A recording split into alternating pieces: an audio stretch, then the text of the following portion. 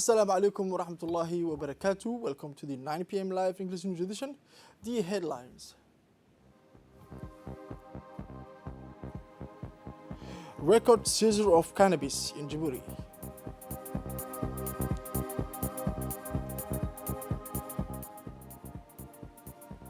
For international news, prevention of health crisis and defense of multilateralism.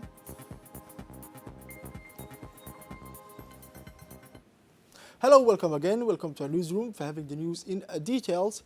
The President of the Republic, His Excellency, Mr. Ismail Margele, sent a congratulatory message to his Russian counterpart, Mr. Vladimir Putin, whose country celebrates the anniversary of the National Day. In his message, the head of state wished Mr. Putin good health and happiness and more progress, prosperity and fulfillment for the Russian people. The people and government of Djibouti also joined me in expressing their sympathy to the friendly Russian nation, President Margele noted in his message. He then took the opportunity to express his delight in the quality of the relations of friendship and cooperation that exist between the two countries and the two peoples. Be sure, Mr. President, that you will always find with me all the support necessary to strengthen the level of collaboration and exchanges between our two nations, he wrote in this sense, reiterating his wish for a happy holiday to all Russian citizens. On the night of June 90th, now 2021, the gendarmes of the Road Safety Squadron made the largest seizure of cannabis herb in the history of the gendarmerie. It all started with the road control of an Ethiopian heavy truck at the level of the rise of Inadirir. During this control, the assistant of the driver takes the escape. He was caught immediately by the gendarmes. This suspicious attitude pushed the gendarmes to carry out a meticulous search of the truck. This is how they came across, first of all, 4 parcels of cannabis herb in the back trail of the truck. A large-scale operation was therefore planned for the morning at the first light, thus in a terrain difficult to access, on foot or by vehicle. The gendarmes of the Road Safety Squadron found 18 parcels for herbal cannabis, a total seizure of 22 parcels of plants containing 1,200 cups of grass and weighing 242 kilograms. The market value of this illegal merchandise is estimated at more than 12 million francs. Following this successful operation carried out by the gendarmes of the Road Safety Squadron, the traffickers of cannabis herb were entrusted to the investigator of the SRD for a thorough investigation. At the end, they will be brought to justice to answer for their action. This record seizure made in one night demonstrates the relentless fight of the National Gendarmerie in general and the Road Safety Squadron in particular to eradicate the scourge of this debauchery of our youth. Moving now into another news now, the Lieutenant Ruqiyya, Jama El-Tire, explained that the large amount of cannabis that was arrested was the first of its kind in terms of quantity and that the important people were arrested. She said that the investigation conducted with the suspects led to the discovery of another site containing herbs. She noted that the National Gendarmerie in charge of road safety in cooperation with the relevant authorities spares no effort to crack down on site acts that harm the country. Now, within the framework of the project to support the empowerment of women and protection of women's and girls' rights, FMEA, the Ministry of Women and Family, in collaboration with UNICEF, closed on Thursday, June 10th, 2021, the multi-sectoral programming workshop that lasted 4 days from June 7th to 10th at the Hotel Les Acacias. This workshop was chaired by the General Secretary of the MFF, Mrs. Anisa Hassan Abahdan, and was attended by the Director of Family, Mrs. Fouzia Ali Osman, the Coordinator of the FEMFI program, the Deputy Representative, and other collaborators of UNICEF, as well as representatives of the multi-sectoral department concerned with the themes such as the Ministry of Health, Education, Social Affairs, and Solidarity, and Muslim Affairs. It is also worth noting the presence of organizations and national and international NGOs such as the National Union of Djiboutian Women, UNFD, the National Council of Human Rights, UNICEF, and UNFPA, the European Union, as well as consultants and members of civil society involved in this subject. The day ended in a friendly atmosphere with the traditional family photo. The General Secretary of the MFF, Mrs.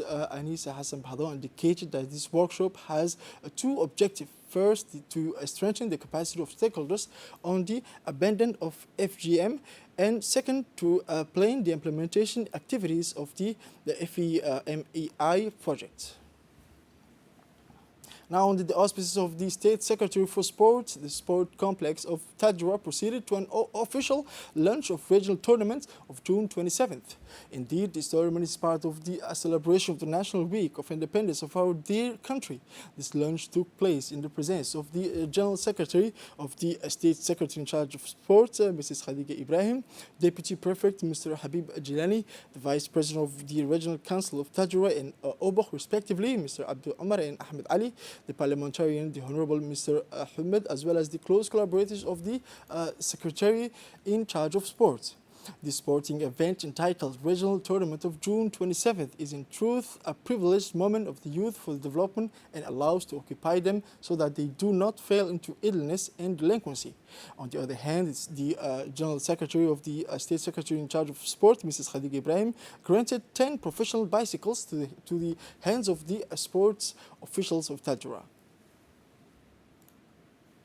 The General Secretary of the State Secretary in charge of Sport, Mrs. Khadija Ibrahim, stressed that the acquisition of this new equipment will help to perpetuate this new discipline that is cycling and will also allow young cyclists to participate more in national competitions.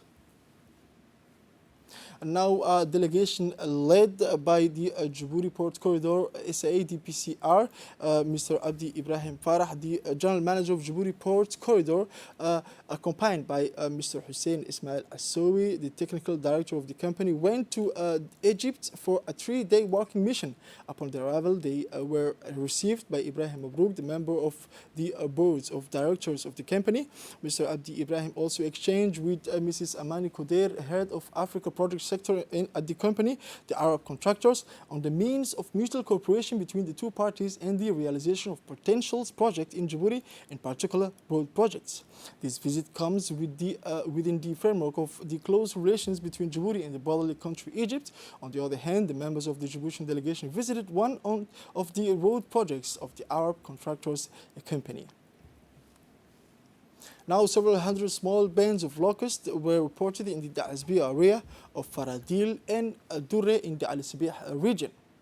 This sudden appearance has caused concern among local farmers who fear that they will lose their crops once again. As part of the fight against locusts, a vast control operation has been launched to deal with this problem. The Directorate of the Agriculture, in close collaboration with the FAO, has set up a device to fight against these bugs with the presence of teams of exploration and control on the ground to track these pests transboundary throughout the region. The implementation of a vast plan of response against the invasion of the desert locust. This involves the deployment of 4x4 vehicles equipped with sprayers and personal training equipped to intervene in locust invasion. The locust control operation have certainly helped to reduce. Now, we learned with great sadness the death of Mako Waberi Askar, who died yesterday at the hospital of Shekho. The deceased was born on March 17, 1956 in Gubeto in the region of Ali Sabih. The deceased has left behind a large family. Allah welcomes her in His eternal paradise. Moving on to international news, as I mentioned in the title, after the reunion on the first contract, the leaders of the G7 major powers enter Saturday into the heart of the matter by tackling the prevention of health crisis and the defense of multilateralism. The opening of the summit is in the seaside resort of Cannabis Bay, allowed the heads of state and government of Germany, France, Italy, the United Kingdom, Canada, Japan, and United States to resume face-to-face exchanges together for the first time in nearly 2 years. The response to the pandemic is still one of the big pieces of the day. The British Prime Minister Boris Johnson having greeted the day before at the opening of the summit an extraordinary opportunity to rebuild better in a fairer and even more feminine way, he had added after a moment of hesitation. After the promises on the donation of vaccines to poor countries to put an end to the pandemic as soon as possible, the leaders want to find the means to avoid that such a crisis, which has already caused 3.7 million deaths in the world, does not occur again. The G7 will sign the Cannabis Bay Declaration presented by drawing a street as historic, and which will include a series of commitments to prevent any new health disaster. The day should also have a very diplomatic tone between defense of multilateralism and review of international policy issues, which should give a large place to China and Russia. The G7 is not the place where Boris Johnson will necessarily look for an immediate solution, his spokesman brushed off Friday night. This is it for this edition of 9 p.m. Thank you for watching us and have a wonderful evening.